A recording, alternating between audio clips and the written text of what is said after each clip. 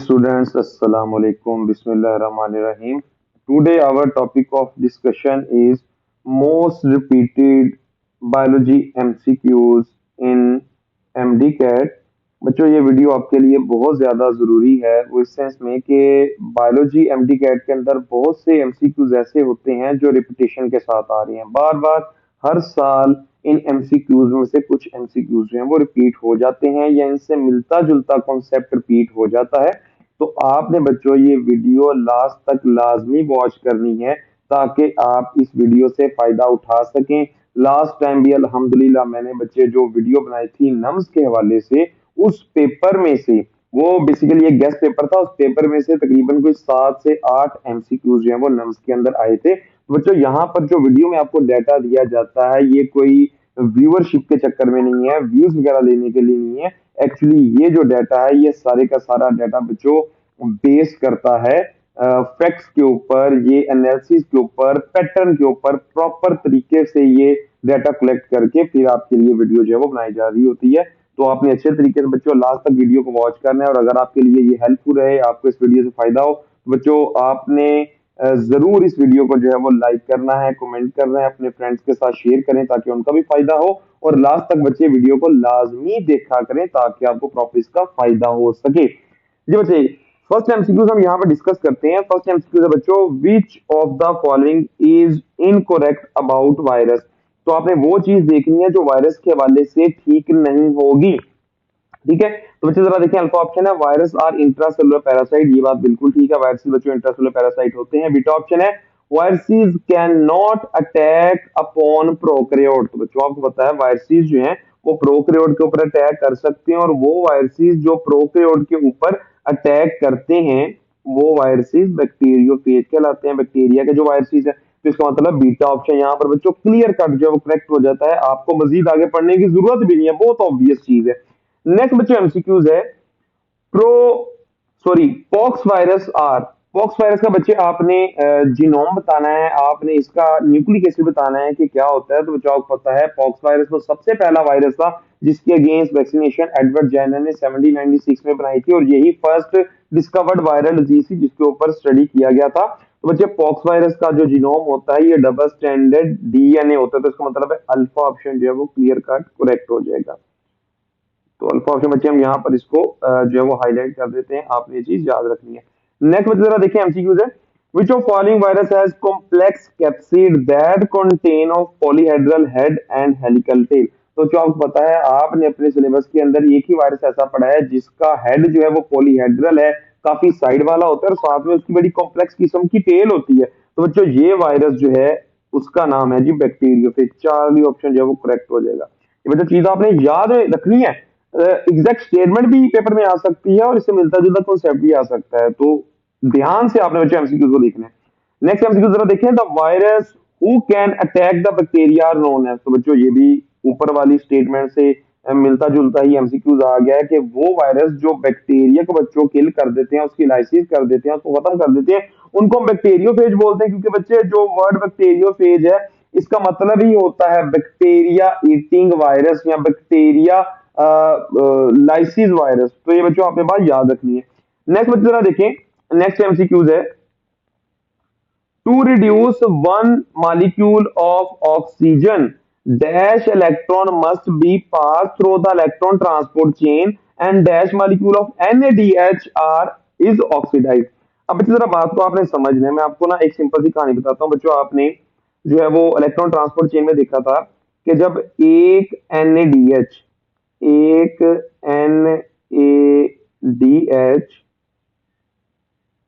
टूटता है electron transport chain में तो उससे दो इलेक्ट्रॉन निकलते हैं जो बच्चे मूव करते हुए इलेक्ट्रॉन ट्रांसपोर्ट चेन में से जाते हैं और इन इलेक्ट्रॉन का जो फाइनल एक्सेप्टर होता है वो एक ऑक्सीजन होती है जिसको बच्चों लिखा जाता है 1/2O2। 1/2O2 का मतलब है एक ऑक्सीजन। अब यहाँ पर बच्चों उसने पूछा है कि वन मॉलिक्यूल ऑफ ऑक्सीजन, अगर ऑक्सीजन का एक आपके पास मॉलिक्यूल हो मतलब दो ऑक्सीजन हो तो उसके लिए फिर बच्चों कितने जो है वो NaDH चाहिए होंगे, कितने इलेक्ट्रॉन चाहिए होंगी। तो इस अमाउंट को आप डबल कर दो, अगर एक ऑक्सीजन के लिए दो इलेक्ट्रॉन चाहिए तो बच्चे एक ऑक्सीजन मॉलिक्यूल या दो ऑक्सीजन के लिए फिर चार इलेक्ट्रॉन हो जाएंगे। और अगर बच्चों एक ऑक्सीजन के लिए एक NaDH जो है वो ऑक्सीडाइज हो रहा था, तो दो ऑक्सीजन एटम या एक ऑक्सीजन मॉलिक्यूल के लिए दो NaDH हो जाएंगे। तो आपने रिस्पेक्टिवली लिखना था, पहले आपने इलेक्ट्रॉन का बताना है फिर NaDH का बताना है। तो बच्चे इलेक्ट्रॉन हो जाएंगे 4 और NaDH हो जाएंगे 2, तो डेल्टा ऑप्शन बच्चों करेक्ट हो जाएगा। थोड़ा कंसेप्चुअल MCQ था लेकिन कोई मसला नहीं, हमने बच्चे यहाँ पर सॉल्व कर लिया अच्छे तरीके से, बच्चे बात को समझने। नेक्स्ट MCQ जरा देखते हैं। नेक्स्ट बच्चों MCQs है which of following is the correct pathway of alcoholic fermentation. अब बच्चे अल्कोहलिक फर्मेंटेशन जो है उसके अंदर पाथवे क्या है, तो बच्चे आपको पता है कि फर्मेंटेशन होती है एनारोबिक सेलुलर रेस्पिरेशन। अब फर्मेंटेशन के अंदर जो एरोबिक है और एनारोबिक, इसके अंदर एक ना कॉमन चीज होती है वो ग्लाइकोलिसिस, तो इसका मतलब ग्लाइकोलिसिस तो आएगी ही आएगी। अब अल्कोहलिक फर्मेंटेशन में बच्चे अगर आपने बुक पे इसकी इक्वेशन देखी हो ना, तो आप देखते हो पहले ग्लाइकोलिसिस होती है, ग्लाइकोलिसिस के नतीजे में पायरुवेट बनता है, फिर पायरुवेट को ना क्या किया जाता है, रिड्यूस किया जाता है। लेकिन अल्कोहलिक फर्मेंटेशन में पायरुवेट के रिडक्शन के साथ साथ बच्चे वहां से कार्बन डाइऑक्साइड भी निकल रही होती है, तो कार्बन डाइऑक्साइड का निकलना क्या कहलाता है, डीकार्बोक्सिलेशन कहलाता है। तो इसका मतलब पहले होगी ग्लाइकोलिसिस, फिर होगी डीकार्बोक्सिलेशन और फिर होगी रिडक्शन। तो बच्चे ये जरा देखें ये कौन सा आपके पास ऑप्शन बन जाएगा, ऑप्शन बच्चों यहाँ पर बन जाएगा जी जी चार्ली। जरा देखें ग्लाइकोलिसिस, देन बच्चे आपके पास आ गया यहाँ पर जी डीकार्बोक्सिलेशन और लास्ट पे आ गया रिडक्शन। और अगर बच्चों यही एमसीक्यूज आपसे पूछ ले कि लैक्टिक एसिड फर्मेंटेशन में क्या होगा, तो लैक्टिक एसिड फर्मेंटेशन बच्चों पहला स्टेप तो सेम रहेगा, वो ग्लाइकोलिसिस होगा और बाद में क्या हो जाएगा रिडक्शन। तो उसमें दो चीजें होती हैं, लेकिन अल्कोहलिक में डीकार्बोक्सिलेशन एडिशनल हो जाती है। नेक्स्ट बच्चे एमसीक्यूज जरा देखें।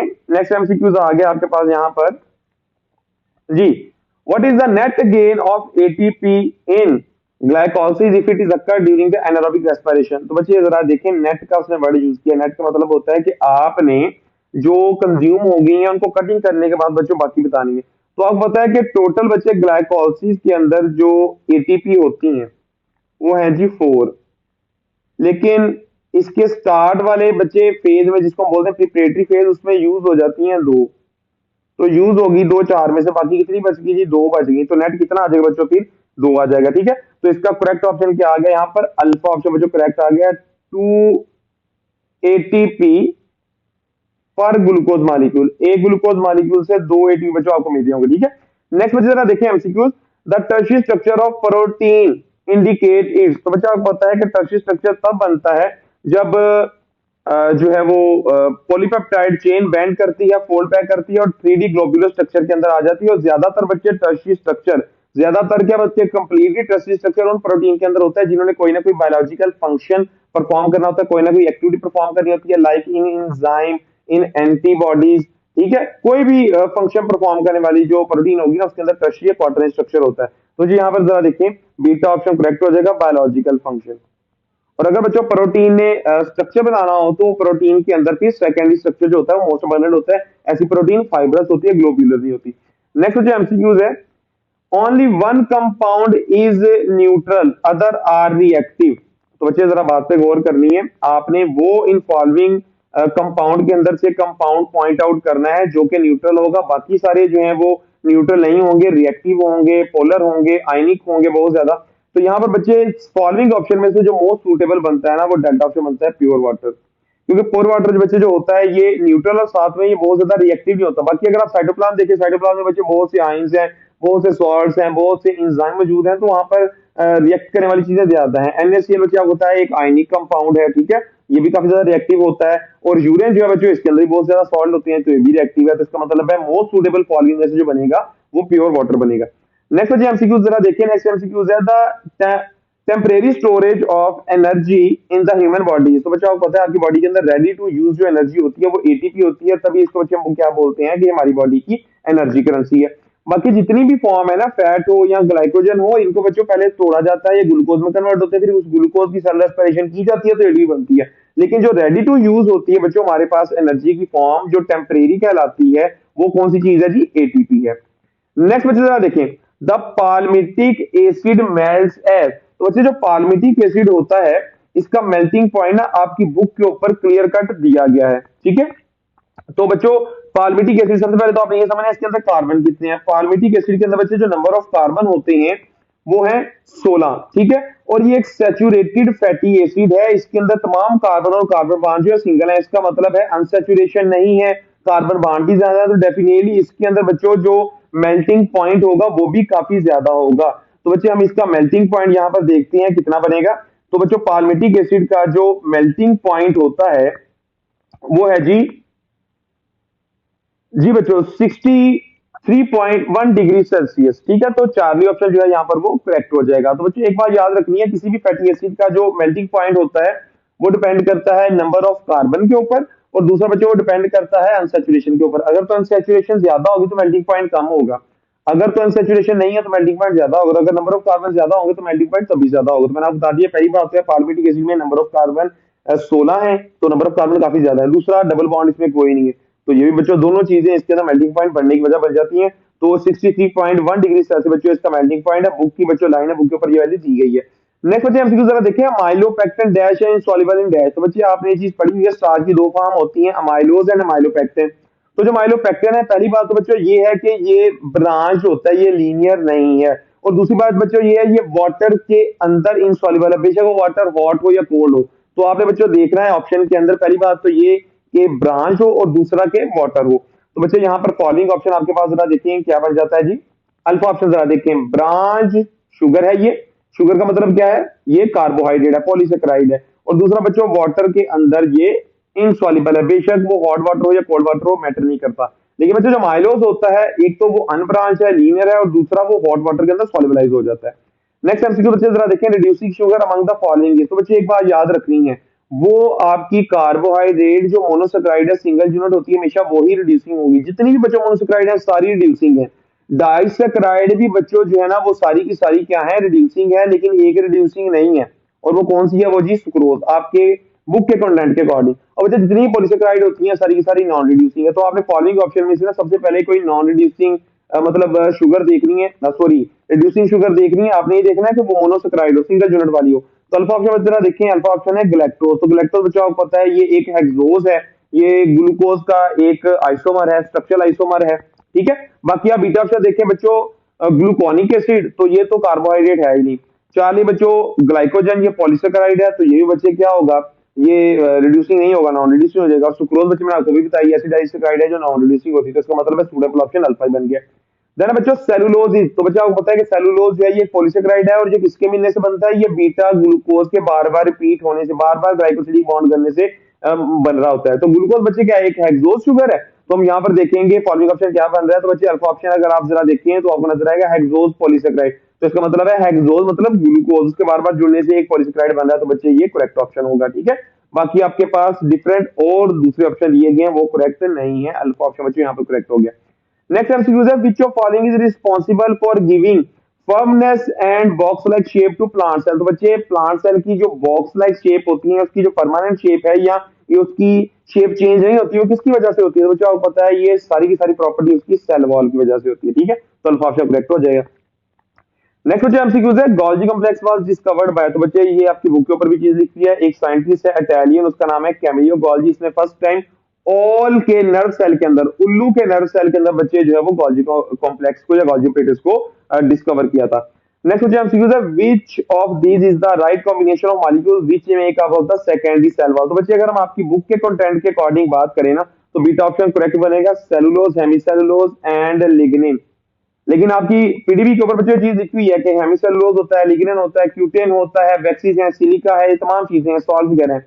हेमिसेलुलोज नहीं लिखा, फेडरल के ऊपर बच्चों चीज लिखी हुई है। ठीक है, तो ये सेलुलोज उसने सिर्फ कंफ्यूज करने के लिए साथ में जो है ना वो जोड़ दिया। लेकिन अगर आप हायर लेवल की बुक में पढ़ो ना, वहां पर आपको सेलुलोज भी देखने को मिलेगा, सेकेंडरी सेल वॉल में होता है। लेकिन अगर हम सिर्फ अपने सिलेबस को जेन में रखते हुए बच्चे इसका मार्क करें तो बीटा ऑप्शन मोस्ट सूटेबल बनता है। ठीक है, नेक्स्ट एमसीक्यू बच्चे जरा देखें, नेक्स्ट एमसीक्यू आ गया है यहाँ पर, which of following is the system of elongated sac-like structures, cisternae or tubules linking the cell surface membrane and the nuclear envelope। तो बच्चों आपको पता है कि सेल का एक ऐसा चैनल, एक ऐसा नेटवर्क सिंगल मेम्ब्रेनस ऑर्गेनेली जो कि न्यूक्लियस से लेके सेल मेम्ब्रेन तक एक्सटेंड की होती है, वो है बच्चों एंडोप्लाज्मिक रेटिकुलम। और इसका स्टार्ट वाला हिस्सा जो कि राइबोसोम के साथ अटैच होता है उसको हम रफ एंडोप्लाज्मिक रेटिकुलम बोल देते हैं, और जो लास्ट हिस्सा इसका ट्यूबुलर होता है उसको बच्चे हम स्मूथ बोल देते हैं। नेक्स्ट एमसीक्यूज है, which one of following can easily pass through plasma membrane. तो बच्चे एक बात आपने याद रखनी है, प्लाज्मा मेम्ब्रेन से वो चीजें जो इजीली पास आउट हो सकती हैं वो लिपिड सॉल्युबल है सिर्फ। उसके अलावा जो पोलर हैं, जो चार्ज हैं या जो बल्क में आ रही हैं, वो कभी बच्चों सिंपली प्लाज्मा मेम्ब्रेन को क्रॉस नहीं कर सकती। तो आपने ऑप्शन के अंदर फैट सॉल्युबल या लिपिड सॉल्युबल देखना है, तो बच्चे अल्फा ऑप्शन यहाँ पर आपको नजर आ रहा है, फैट सॉल्युबल सब्सटेंस। तो ये करेक्ट होगा। नेक्स्ट बच्चों एमसीक्यूज है, major component of bacterial cell wall. तो बच्चों आपको पता है बैक्टीरियल सेल वॉल के अंदर पेप्टाइडोग्लाइकन मेन चीज होती है, पेप्टाइडोग्लाइकन को म्यूरिन भी बोलते हैं। तो बच्चे आपके ऑप्शन में ये चीज फाइंड करनी होगी। डेल्टा जरा आप देखिए, डेल्टा बच्चे म्यूरिन उसने क्लियर कट लिखा है, तो ये बच्चे ऑप्शन जो आपका करेक्ट हो जाएगा।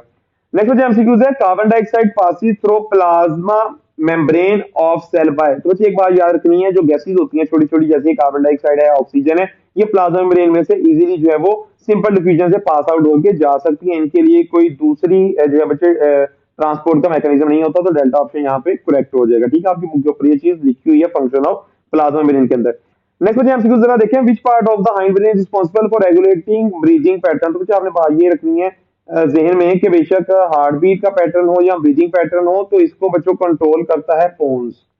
पैटर्न को पोन्स ही बच्चों डिटरमाइन करता है, लेकिन ब्रीदिंग को कंट्रोल करना, ब्रीदिंग के मैकेनिज्म को कंट्रोल करना, ये बच्चे मेडुला ऑब्लिंगेटा का काम है।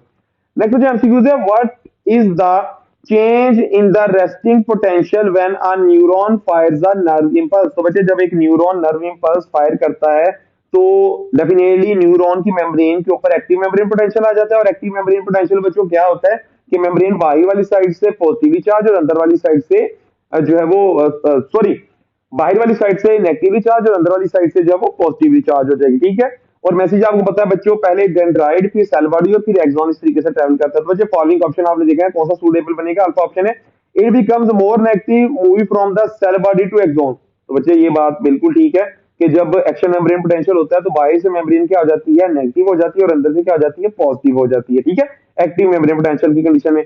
और जब रेस्टिंग होता है तो बाहर से पॉजिटिव अंदर से नेगेटिव। तो अल्फा ऑप्शन ही बच्चे आपका करेक्ट बन रहा है, इट बिकम मोर नेगेटिव, क्योंकि जब एक्शन मेम्ब्रेन पोटेंशियल चल पड़ा है तो बाहर से नेगेटिव होगी और सेल बॉडी से एक्सॉन तक मैसेज आएगा। बाकी बच्चे अगर आप फॉलोइंग ऑप्शन देखें तो वो आपके जो है वो ठीक नहीं बनेंगे।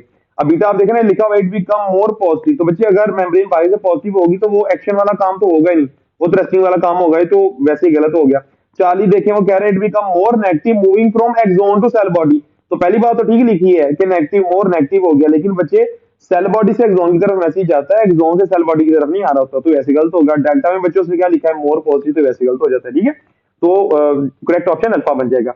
नेक्स्ट क्वेश्चन एमसीक्यूज है, when a neuron's membrane potential is between -70 millivolt and -90 millivolt, it is said to be a state of. तो बच्चे आपकी बुक के अंदर ये चीज लिखी हुई है कि जब रिपोलराइजेशन होती है तो रिपोलराइजेशन के दौरान पोटेशियम गेट फौरन से बंद नहीं होते, ये बंद होने के लिए थोड़ा सा टाइम लगाते हैं, जिसकी वजह से मेम्ब्रेन अंदर वाली साइड से ज्यादा ही नेगेटिवली चार्ज और बाहर वाली साइड से ज्यादा ही पॉजिटिवली चार्ज हो जाता है, और जो वोल्टेज है वो -90 पे चला जाता है। इस कंडीशन को बच्चे हम बोलते हैं हाइपर पोलराइजेशन।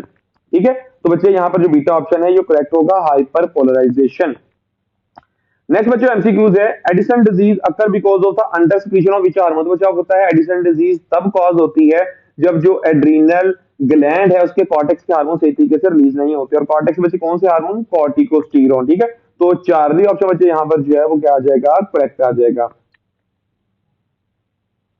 जी बच्चे नेक्स्ट जरा देखें, फंक्शन ऑफ इंसुलिन। तो बच्चे इंसुलिन का फंक्शन क्या होता है, इंसुलिन ने डिफरेंट तरह के मैकेनिज्म को अडॉप्ट करके ब्लड के अंदर ग्लूकोज के लेवल को कम करना होता है। तो बच्चे आप सारे ऑप्शन को अगर एनालिसिस करें तो डेट ऑप्शन करेक्ट पड़ेगा, reduce the blood glucose level. Insulin का काम यही है कि ब्लड के अंदर से ग्लूकोज को कम करना है।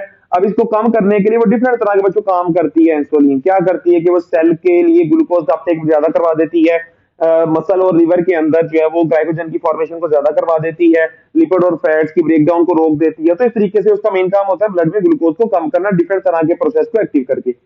नेक्स्ट वजह यूज है, in term of their effect on metabolism all of them are mismatch except. तो बच्चे जितने भी ऑप्शन है सारे मिसमैच है, लेकिन एक ऑप्शन जो है करेक्ट होगा वो आपने फाइंड करना है। तो बच्चे अल्फा ऑप्शन जरा देखें, सिक्रेटिन, गैस्ट्रिन एंड इंसुलिन। अब ये कैसे बच्चों मिसमैच नहीं है, आप जरा देखें।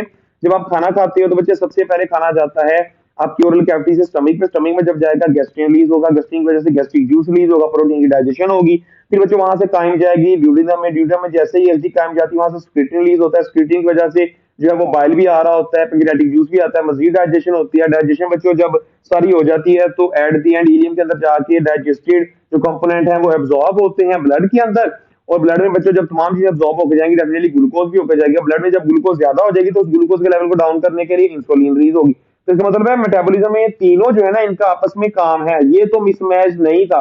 तो बच्चों यही आपने फाइंड करना था। बाकी अगर आप ऑप्शन का एनालिसिस करेंगे तो बाकी बच्चे जितने भी हार्मोन्स है ना वो सारे मिसमैच हैं, वो किसी एक मेटाबॉलिज्म के अंदर जो है वो काम नहीं कर रहे।